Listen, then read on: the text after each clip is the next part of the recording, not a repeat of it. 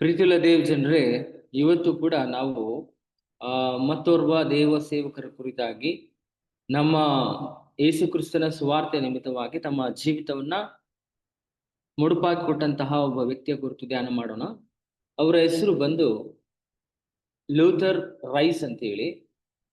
Luther rice ಅಂತೇಳಿ ಅವ್ರ ಹೆಸರು. ಅವರು ಬದುಕಿದಂತ ಕಾಲ 1783ನೇ ಇಸ್ವಿಯಿಂದ 1836ನೇ ಇಸ್ವಿಯ ತನಕ ಅವರು ಈ ಲೋಕದಲ್ಲಿ ಜೀವಿಸ್ತಿದ್ದಾರೆ.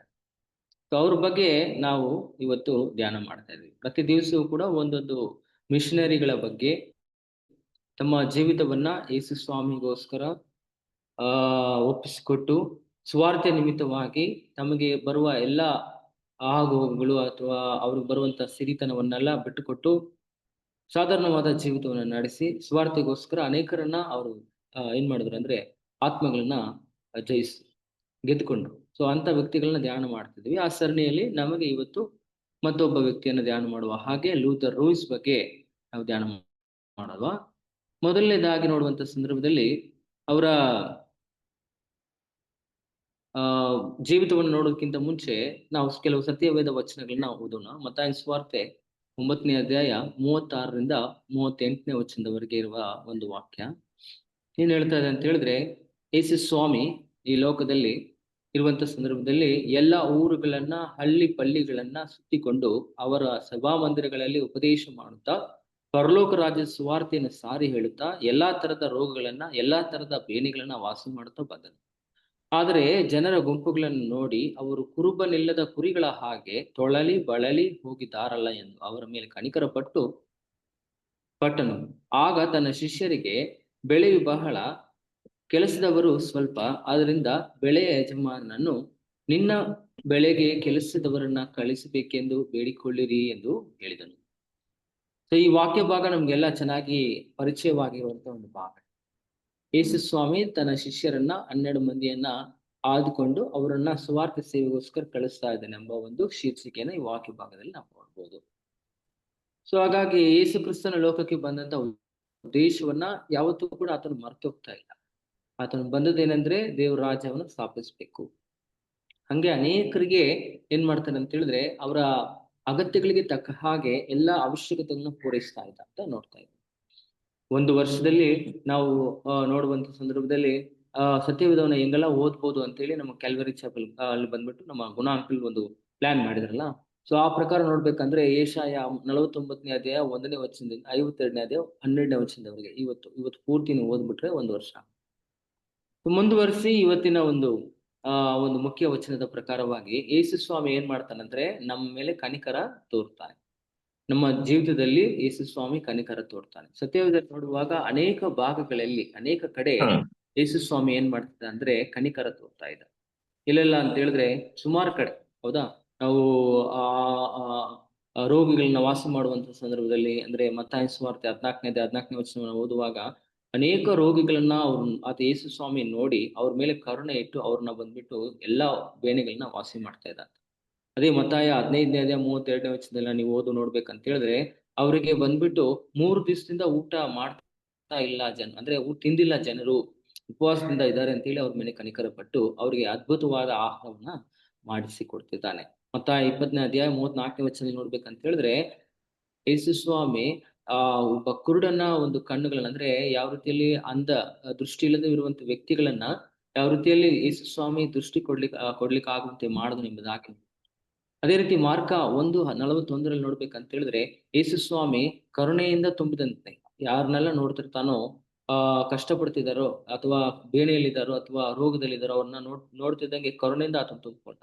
ಸೊ ನಂತರ ನೋಡ್ಬೇಕಂದ್ರೆ ಈ ರೀತಿ ಕಡೆಯದಾಗಿ ನೋಡ್ಬೇಕಂತ ಹೇಳಿದ್ರೆ ಲೂಕನ ಸುವಾರ್ತೆ 15ನೇ ವಚನದಲ್ಲಿ ಹೇಳಿದ ಹಾಗೆ ಒಬ್ಬ ಒಂದು ಸಾಮ್ಯ ಹೇಳ್ದಂಗೆ ಏನಪ್ಪಾ ಅಂದ್ರೆ ಆ ಕೆಟ್ಟ ಕುಮಾರ ದಾರಿ ತಪ್ಪದ ಮೇಲೆ ಮತ್ತೆ ತಿರುಗಿ ಮನ ತಿರುಗಿದ ಮೇಲೆ ತಂದೆ ಹತ್ರ ಬಂದಾಗ ಕರುಣೆಯಿಂದ ತಬ್ಬಿ ಓಡಿ ಬಂದ. ಅದೇ ರೀತಿ ಸ್ವಾಮಿ ಕೂಡ ನಮ್ಮನ್ನ ಏನ್ ಮಾಡ್ತಾನೆ ಅಂದ್ರೆ ರಕ್ಷಿಸ್ತಾನೆ. ಸೊ ಯಾವ್ಯಾವ ಸಂದರ್ಭದಲ್ಲಿ ಯೇಸು ಸ್ವಾಮಿ ಕರುಣೆಯನ್ನು ತೋರಿದ್ರು ಅಂದ್ರೆ ರೋಗಗಳು ಬಂದಾಗ, ಬೇನೆಗಳು ಬಂದಾಗ, ಕೊರತೆಗಳು ಬಂದಾಗ, ಅಗತ್ಯಗಳು ಬಂದಾಗ, ಪಾಪದಲ್ಲಿ ಇದ್ದಾಗ. ಸೊ ಪಾಪದಿಂದ ಮತ್ತೆ ತಿರುಗಿ ಬಂದಾಗ. ಸೊ ಈ ರೀತಿಯಲ್ಲಿ ಹಲವಾರು ಕಡೆಗಳಲ್ಲಿ ಹಲವಾರು ರೀತಿಯಲ್ಲಿ ಯೇಸು ಸ್ವಾಮಿ ಕರುಣೆಯನ್ನ ತೋರ್ದ. ಇವತ್ತು ನಾವು ಕೂಡ ಕರುಣೆಯನ್ನ ತೋರ್ಬೇಕು ಅನ್ನೋದು ದೇವರ ಒಂದು ಇಚ್ಛೆಯಾಗಿದೆ. ಅದೇ ಕರುಣೆಯ ಒಂದು ಆಧಾರದ ಮೇಲೆ ಲೂಥರ್ ರೋಯಿಸ್ ಅಥವಾ ಲೂಥರ್ ರೈಸ್ ಎಂಬುದಾಗಿ ಹೇಳಲ್ಪಡುವ ಈ ದೇವರ ಸೇವಕರು ಅವ್ರೇನ್ ಮಾಡ್ತಾರಂದ್ರೆ ಸೇವೆಯನ್ನ ಪ್ರಾರಂಭ ಮಾಡ್ತಿದ್ದಾರೆ.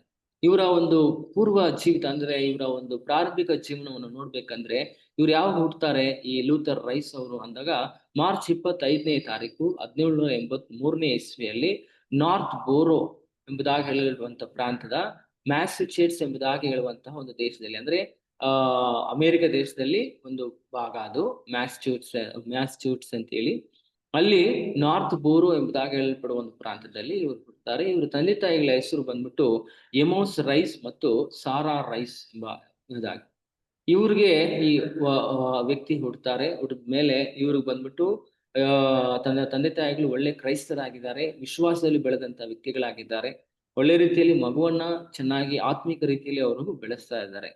ನಂತರ ಇವ್ರೇನ್ ಮಾಡ್ತಾರೆ ಅಂದ್ರೆ ತಮ್ಮ ವಿದ್ಯಾಭ್ಯಾಸವನ್ನ ವಿಲಿಯಮ್ಸ್ ಕಾಲೇಜ್ ನಲ್ಲಿ ಅವ್ರು ಮುಗಿಸ್ತಾರೆ. ಚೆನ್ನಾಗಿ ಓದಿ ಒಳ್ಳೆ ರೀತಿಯಲ್ಲಿ ಪದವಿಯನ್ನು ಕೂಡ ಅವ್ರು ಪಡ್ಕೋತಾರೆ. ನಂತರ ನೋಡ್ಬೇಕಂತ ಹೇಳಿದ್ರೆ ದಿ ಬ್ರದರನ್ ಎಂಬುದಾಗಿ ಹೇಳಲ್ಪಡುವಂತಹ ಒಂದು ಮಿಷನರಿ ಸೇವೆಗಳಿಗೆ ಇವ್ರು ಏನ್ ಮಾಡ್ತಾರೆ ಅಂದ್ರೆ ಆ ಒಂದು ಸೇವೆ ಗುಂಪು ಇರ್ತದೆ. ಆ ಒಂದು ಗುಂಪಿನಲ್ಲಿ ಇವರು ಏನ್ ಮಾಡ್ತಾರೆ ವಾಲಂಟಿಯರ್ ಆಗಿ ಹೋಗಿ ಸೇರ್ಕೋತಾರೆ. ಸೊ ಹೋಗಿ ಸೇರ್ಕೊಂಡು ಏನ್ ಮಾಡ್ತಾರೆ ಅಂದ್ರೆ ಅದರಲ್ಲಿ ಸೇವೆಯನ್ನ ಯಾವ ರೀತಿ ಮಾಡೋದು, ಸೇವೆ ಅಂದ್ರೆ ಏನೆಂಬುದಾಗಿ ಹೇಳಲ್ಪಡುವ ಒಂದು ಬುನಾದಿಯ ವಿಷಯಗಳನ್ನ ಇವ್ರು ಕಲ್ತ್ಕೋತಾರೆ. ನಂತರ ಹೆಸ್ಟಾಕ್ ಪ್ರಾರ್ಥನೆ ಸಭೆಗಳಲ್ಲಿ ಅವರು ಏನ್ ಮಾಡ್ತಾರೆ ಅಂದ್ರೆ ಅವಾಗವಾಗ ಭಾಗವಹಿಸ್ಬೇಕಂತ ಹೇಳಿ ಪ್ರಯತ್ನ ಪಟ್ಟರು ಕೂಡ ಅನೇಕ ವರ್ತಿ ಅವ್ರಿಗೆ ಅದರಲ್ಲಿ ಭಾಗವಹಿಸೋದಕ್ಕೆ ಆಗ್ತಾ ಇಲ್ಲ. ಆದ್ರೂ ಕೂಡ ಆ ಒಂದು ಸೇವಕರು ಅಥವಾ ಆ ಒಂದು ಗುಂಪಿನವರ ಒಂದು ಪ್ರಾರ್ಥನೆ ಸಭೆಯ ಅಥವಾ ಗುಂಪಿನವರು ಇರುವಂತಹ ಒಂದು ಉತ್ಸಾಹ ಮನೋಭಾವನೆಯನ್ನ ಇವರು ಹೊಂದಿದ್ರು. ಆತ್ಮೀಕವಾಗಿ ಇವ್ರು ನಡೆಸಲ್ಪಟ್ಟಿದ್ರು. ಸೊ ಯಾವ್ದಕ್ಕೋಸ್ಕರ ಅಂತ ಹೇಳಿದ್ರೆ ಸುವಾರ್ತೆ ಅಂದ್ರೆ ಏನು, ಹೆಂಗೆ ಹೋಗ್ಬೇಕು, ಬೇರೆ ದೇಶಗಳನ್ನ ಬೇರೆ ಜನರನ್ನ ನಾವು ಹೋಗಿ ಹೆಂಗೆ ಸಂಧಿಸ್ಬೇಕು, ದೇವರ ರಾಜ್ಯಕ್ಕಾಗಿ ಅವ್ರನ್ನ ಯಾವ ರೀತಿಯಲ್ಲಿ ನಾವು ಸಂಪಾದನೆ ಮಾಡ್ಬೇಕಂದಾಗಿ ಅವ್ರು ಏನ್ ಮಾಡಿದ್ರು ಪ್ರೇರೇಪಣೆ ಹೊಂದಲ್ಪಟ್ರು. ನಂತರ ನೋಡ್ಬೇಕಂದ್ರೆ ಅಂಡೋವರ್ ಧಾರ್ಮಿಕ ಸೆಮಿನಾರ್ ನಲ್ಲಿ ಅವ್ರು ಏನ್ ಮಾಡಿದ್ರು ಅಂದ್ರೆ ತರಬೇತಿಯನ್ನು ಪಡಿತಾರೆ. ಅಂದ್ರೆ ಆಂಡೋವರ್ ಎಂಬುದಾಗಿ ಹೇಳಲ್ಪಡುವಂತ ಬೈಬಲ್ ಕಾಲೇಜ್ ನಲ್ಲಿ ಅವರು ಏನ್ ಮಾಡ್ತಾರೆ ಥಿಯಾಲಜಿಕಲ್ ಅಂದ್ರೆ ಸತ್ಯವೇದ ಅಧ್ಯಾಯವನ್ನ ಅವ್ರು ಏನ್ ಮಾಡ್ತಾರೆ ಅವ್ರು ಮುಗಿಸ್ತಾರೆ. ನಂತರ ಅವರು ನೋಡಿ ಲೌಕಿಕ ಪ್ರಕಾರವಾದ ಜ್ಞಾನವನ್ನ ಪಡ್ಕೊಂಡ್ರು, ಅದೇ ರೀತಿ ಆತ್ಮಿಕವಾದ ರೀತಿಯಲ್ಲಿ ಕೂಡ ಅವರು ವಿದ್ಯಾವಂತರಾಗಿ ಸರಿಯಾದ ರೀತಿಯಲ್ಲಿ ಶಾಸ್ತ್ರಗಳನ್ನೆಲ್ಲ ಅವ್ರು ಚೆನ್ನಾಗಿ ತರಬೇತಿಯನ್ನು ಹೊಂದ್ಕೊಳ್ಳುವ ಜೊತೆಗೆ ಸೇವೆ ಅಂದ್ರೆ ಏನು ಎಂಬುದಾಗಿ ಕೂಡ ಅವ್ರು ತಿಳ್ಕೊಡ್ತಾ ಇದ್ದಾರೆ. ನಂತರ ಏನ್ ಮಾಡ್ತಾರೆ ಅಂದ್ರೆ ವಿದೇಶಿ ಮಿಷನ್ಸ್ಗಾಗಿ ಅಂದ್ರೆ ವಿದೇಶದಲ್ಲಿ ಹೋಗಿ ಸುವಾರ್ತೆ ಸೇವಕರಾಗಿ ಅಥವಾ ಒಬ್ಬ ದೇವರ ವಾಕ್ಯವನ್ನ ಬೇರೆ ಜನರಿಗೆ ಹಂಚುವ ಒಂದು ಮಿಷನರಿಯಾಗಿ ಅವ್ರು ಏನ್ ಮಾಡ್ತಾರೆ ಹೋಗ್ಲಿಕ್ಕೆ ಆಗುವಂತೆ ದೇವರ ಕರೆ ಅವರಿಗೆ ಬಂತು. ನಂತರ ಮುಂದೆ ನೋಡುವಾಗ ಆ ಒಂದು ಮಿಷನ್ ಪ್ರಯಾಣ ಮತ್ತು ಅವ್ರ ಪರಿವರ್ತನೆ ಯಾವ ತರ ಆಗ್ತಾ ಇದೆ ನೋಡ್ರಿ ಹೆಂಗಿದೆ ಅಂತ. ಇವ್ರಿಗೆ ದೇವ್ರು ಬಂದ್ಬಿಟ್ಟು ಕರೆಗಳನ್ನ ಕೊಡೋದು ಎಲ್ಲಂದ್ರೆ ಭಾರತ ದೇಶದಲ್ಲಿರುವಂತ ಕೋಲ್ಕತ್ತಾಕ್ಕೆ ಕೋಲ್ಕತ್ತಾ ಎಂಬುದಾಗಿ ಹೇಳಲ್ಪಡುವಂತ ಪ್ರಾಂತ್ಯಕ್ಕೆ ನೀನ್ ಹೋಗ್ಬೇಕು ಅಂತೇಳಿ ಅಲ್ಲಿ ಅವ್ರಿಗೆ ಒಂದು ದೇವರ ಕರೆ ಬರ್ತಾ ಇದೆ. ಯಾಕಂದ್ರೆ ಅಲ್ಲಿ ಆಲ್ರೆಡಿ ಯಾರಿದ್ದಾರೆ ಅಂದ್ರೆ ಅನೇಕ ದೇವ ಸೇವಕರು ಅಲ್ಲಿದ್ದಾರೆ. ಸೊ ಅಲ್ಲಿ ಅನೇಕ ದೇವ ಸೇವಕರು ಇರುವಂತ ಸಂದರ್ಭದಲ್ಲಿ ಮುಖ್ಯವಾದ ವ್ಯಕ್ತಿ ಯಾರಪ್ಪ ಅಂದ್ರೆ ವಿಲಿಯಂ ಕೇರಿ. ಸೊ ಈ ವಿಲಿಯಂ ಕೇರಿ ಆಲ್ರೆಡಿ ಅಲ್ಲಿ ಬಂದು ಸುವಾರ್ತೆಯನ್ನ ಸಾರ್ತಾ ಇದ್ರು. ಅಂದ್ರೆ ಅನೇಕ ರೀತಿಯಂತ ಕಷ್ಟಪಟ್ಬಿಟ್ಟು ಅವರದೇ ಆದಂತಹ ಶೈಲಿಯಲ್ಲಿ ದೇವ್ರ ವಾಕ್ಯವನ್ನ ಅಲ್ಲಿ ಅಂದ್ರೆ ದೇವ್ರ ರಾಜ್ಯವನ್ನ ಅಲ್ಲಿ ವಿಸ್ತಾರ ಮಾಡ್ತಾ ಇದ್ರು. ಸೊ ಇಲ್ಲಿ ಏನ್ ಮಾಡ್ತಾರೆ ಅಂದ್ರೆ ಇವರು ಲೂಥರ್ ರೈಸ್ ಅವರು 1812ನೇ ಇಸ್ವಿಯಲ್ಲಿ ಫೆಬ್ರವರಿ ತಿಂಗಳಲ್ಲಿ ಏನ್ ಮಾಡ್ತಾರೆ ಅಡೋನಿರಾಮ್ ಜಡ್ಸನ್ ಎಂಬುದಾಗಿ ಹೇಳಲ್ಪಡುವಂತ ಮತ್ತೊಬ್ಬ ಮಿಷನರಿ ಅಥವಾ ಸೇವಕರೊಂದಿಗೆ ಸೇರಿ ಇವ್ರೇನ್ ಮಾಡ್ತಾರೆ ಅಂದ್ರೆ ಕೋಲ್ಕತ್ತಾ ಭಾರತ ದೇಶದಲ್ಲಿರುವಂತ ಕೋಲ್ಕತ್ತಾಕ್ಕೆ ಅವರು ಬಂದ್ಬಿಟ್ಟು ಏನ್ ಮಾಡ್ತಾರೆ ಹೇಳಿದ್ದಾರೆ. ಇಲ್ಲಿ ಏನ್ ಮಾಡ್ತಾರೆ ಅಂದ್ರೆ ಬ್ಯಾಪ್ಟಿಸ್ಟ್ ಮಿಷನರಿಯನ್ನ ಆಗಿರುವಂತಹ ವಿಲಿಯಂ ಕೇರಿ ಅವ್ರನ್ನ ಅವ್ರು ಭೇಟಿ ಮಾಡ್ತಾರೆ. ನಮಗೆಲ್ಲ ಗೊತ್ತು ಬ್ಯಾಪ್ಟಿಸ್ಟ್ ಅಂತೇಳಿ ಬ್ಯಾಪ್ಟಿಸ್ಟ್ ಹಾಸ್ಪಿಟಲ್ ಬ್ಯಾಪ್ಟಿಸ್ಟ್ ಕಾಲೇಜು ಅಂತೇಳಿ ಎಲ್ಲ. ಸೊ ಆ ರೀತಿಯಲ್ಲಿ ಅವ್ರದ್ದು ಒಂದು ಗುಂಪಿನವರಾಗಿದ್ದಾರೆ. ಸೊ ಆ ಒಂದು ಗುಂಪಿನ ಅಥವಾ ಆ ಒಂದು ಮಿಷನರಿಗಳ ಒಂದು ತಂಡವಾದಂತಹ ಆ ವಿಲಿಯಂ ಕೇರಿ ಅವರನ್ನ ಬಂದು ಇವರು ಸಂಧಿಸಿ ಅನೇಕ ತರಬೇತಿಗಳನ್ನ ಪಡ್ಕೊಂಡು ನಂತರ ಅಲ್ಲಿಂದ ಏನ್ ಮಾಡ್ತಾರೆ ತನ್ನ ಪ್ರಯಾಣವನ್ನು ಮುಂದುವರಿಸಿಕೊಂಡು ಹೋಗ್ತಿರ್ತಾರೆ.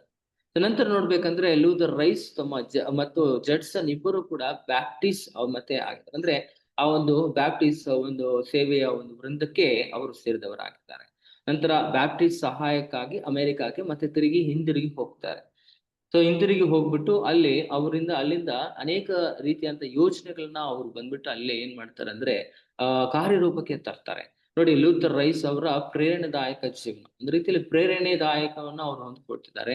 ಭಾರತ ದೇಶಕ್ಕೆ ಬಂದು ಭಾರತ ದೇಶದಲ್ಲಿ ಅನೇಕ ವಿಷಯಗಳನ್ನ ಕಲಿತ್ಕೊಂಡು ನಂತರ ತಿರುಗಿ ಅಮೆರಿಕ ದೇಶಕ್ಕೆ ಹೋಗ್ಬಿಟ್ಟು ಅಲ್ಲಿ ಬ್ಯಾಪ್ಟಿಸ್ಟ್ ಒಂದು ವೃಂದವನ್ನ ಮತ್ತೆ ತಿರುಗಿ ಅವರಲ್ಲಿ ಕೆಲವು ಕಾರ್ಯಗಳನ್ನ ವಿಚಾರಗಳನ್ನ ಆ ಡೆವಲಪ್ಮೆಂಟ್ ಮಾಡ್ಬೇಕು ಅಥವಾ ಅಭಿವೃದ್ಧಿ ತರಬೇಕು ಅನ್ನೋ ಒಂದು ಉದ್ದೇಶಕ್ಕಾಗಿ ಕೆಲವೊಂದು ಪ್ರೇರಣೆಯನ್ನ ಅವ್ರು ಏನ್ ಮಾಡ್ತಾರೆ, ಒಂದು ಪ್ರೇರಣೆದಾಯಕವಾದ ಜೀವಿತವನ್ನ ಅವ್ರು ನಡೆಸ್ತಾ ಇದ್ದಾರೆ.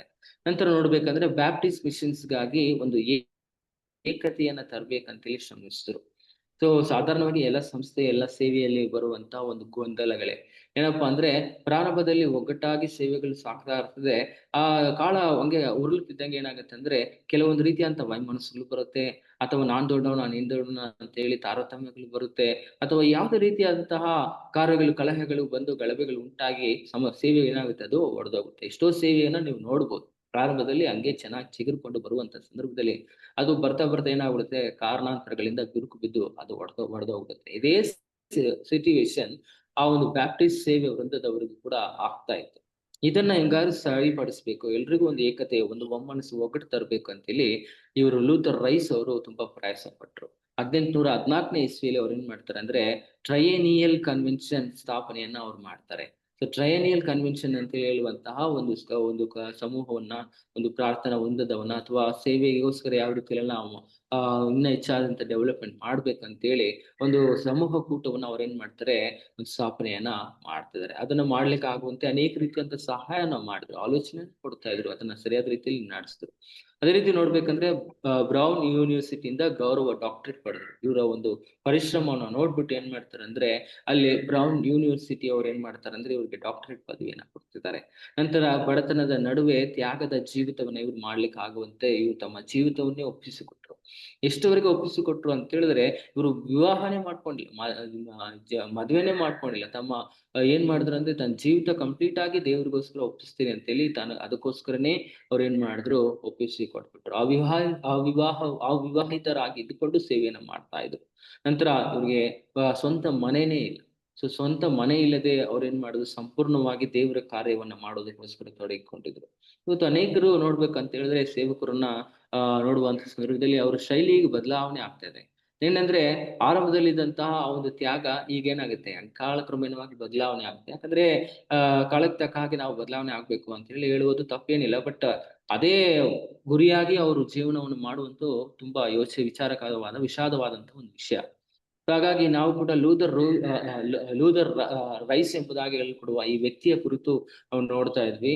ಅವರು ಬಂದ್ಬಿಟ್ಟು ಜೀವಿತದ ತಮ್ಮ ಸ್ವಂತ ಆಸೆ ಮಾತ್ರ ಅಲ್ಲದೆ ತಮ್ಮ ಸ್ವಂತ ಇಚ್ಛೆಗಳನ್ನೆಲ್ಲ ದೂರ ಇಟ್ಬಿಟ್ಟು ಈ ಲೋಕದ ಆಸ್ತಿ ಪಾಸ್ತಿಗಳನ್ನ ಕೂಡ ದೂರ ಇಟ್ಟು ಸೇವೆಗೋಸ್ಕರ ಮೊದಲು ಪ್ರಾಮುಖ್ಯತೆಯನ್ನ ಕೊಡ್ತಾ ಇದ್ರು. ನಾವುಗಳು ಕೂಡ ಕೊಡುವಂಥದ್ದು ತುಂಬಾ ತುಂಬಾ ಅವಶ್ಯಕತೆ ಇದೆ.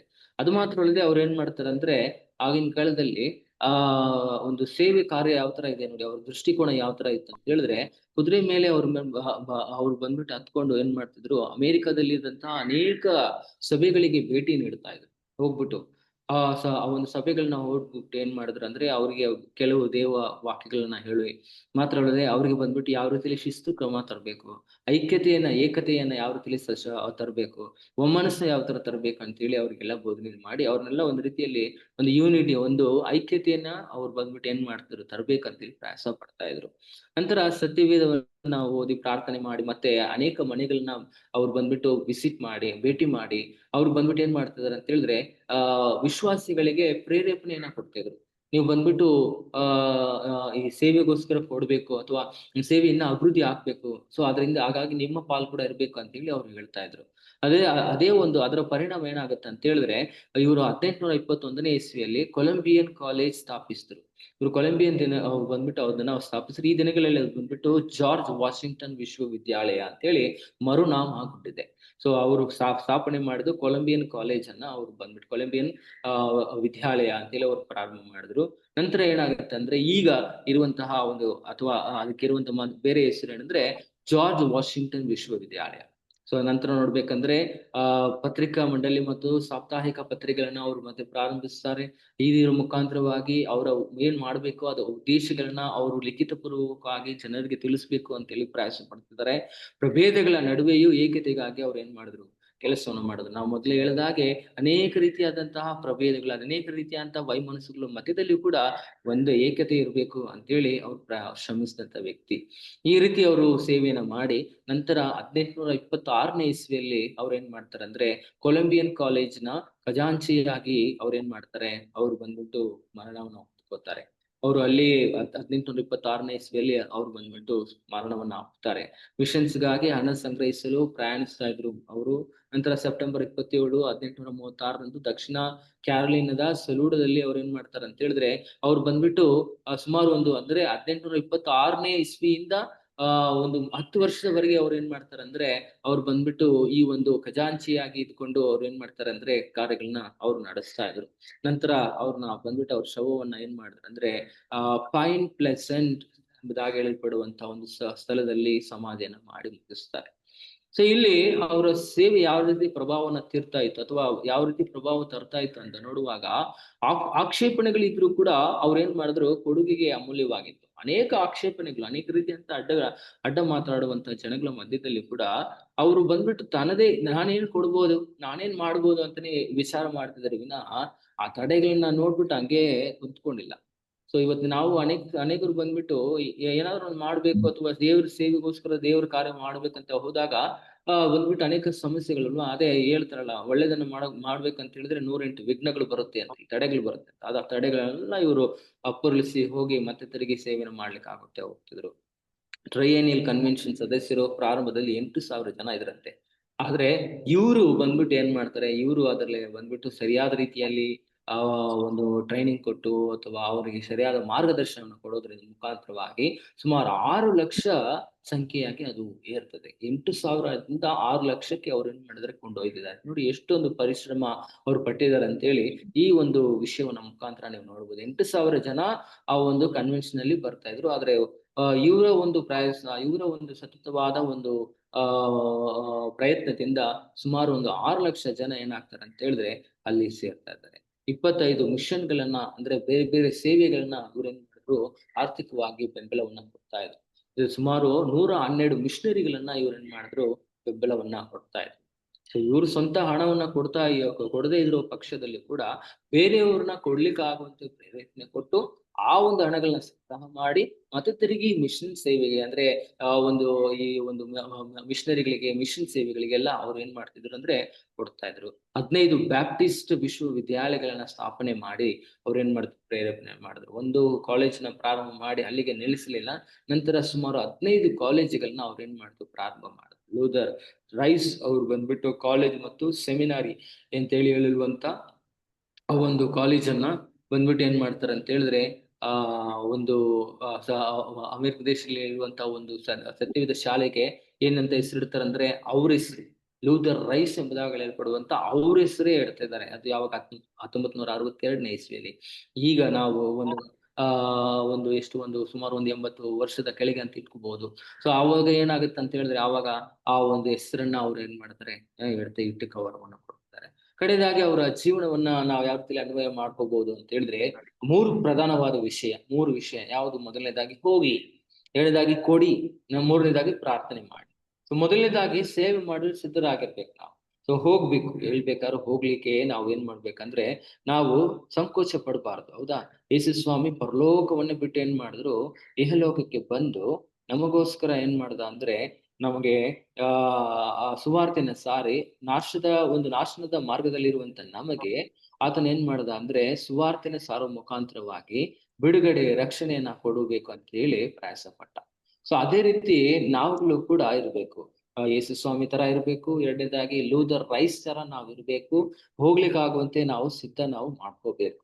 ಮಾರ್ಕನ್ ಸುವಾರ್ತೆ 16ನೇ ಅಧ್ಯಾಯ 15ನೇ ವಚನದಲ್ಲಿ ಹೇಳ್ತಾ ಇದೆ, ಲೋಕ ಅಂತಂದ್ರೆ ಲೋಕದ ಕಡೆಗೆ ಹೋಗಿ ಸರ್ವ ಸೃಷ್ಟಿಗೆ ಸುವಾರ್ತೆನೆ ಸಾರದೆ ಅಂತ ಯೇಸು ಸ್ವಾಮಿ ಹೇಳ್ತಾನೆ. ಲೋಕನ್ ಸುವಾರ್ತೆ 9ನೇ ಅಧ್ಯಾಯ 23ನೇ ವಚನದಲ್ಲಿ ನೋಡ್ಬೇಕು ಅಂತ ಹೇಳಿದ್ರೆ, ಅಲ್ಲಿ ಕೂಡ ಏನ್ ಹೇಳ್ತಾನೆ ಅಂತ ಹೇಳಿದ್ರೆ, ಯಾರಾದ್ರೂ ನನ್ನಿಂದ ಬರ್ಬೇಕಂತ ಇಷ್ಟಪಟ್ರೆ ಅವ್ರು ತನ್ನಂತಾನೇ ನಿರಾಕರಿಸಿ ತಮ್ಮ ಶಿಲ್ಬೆಯನ್ನ ಪ್ರತಿ ದಿವಸ ಹೊತ್ತು ನನ್ನಿಂದ ಬರ್ಬೇಕು.